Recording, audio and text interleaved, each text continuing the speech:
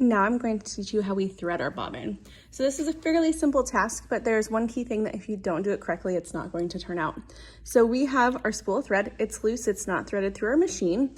We are going to go ahead, put it on our vertical spool pin, and from here, we just work in a circle or like a U shape. So your thread is gonna come across from the back to the front of our bobbin tension, and then it's gonna go back over here to our bobbin itself, which right now our bobbin is empty. So we have to match our thread, our top thread, to our bobbin thread for color.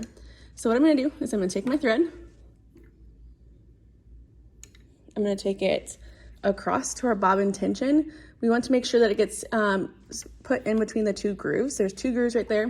Slide it between the two grooves, and it's just gonna come across to the front of our machine. Now, with our bobbin, I always talk about the anatomy of a bobbin. If you look at it like this, it looks like a donut. And if you look at it like this, it has the top and the bottom.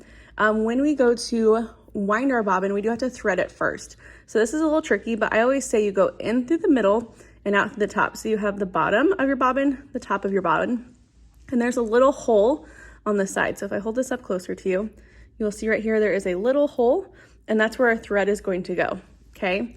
Once again, you're gonna go in through the middle and out through the top. You can kind of see that as I've done that. So in through the middle and out through the top, okay?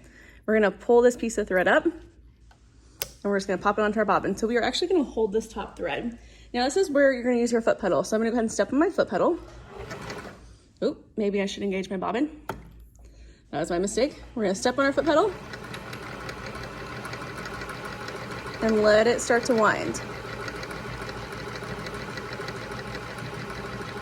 Okay, and you're gonna trim this top little piece off and then fill it the rest of the way full.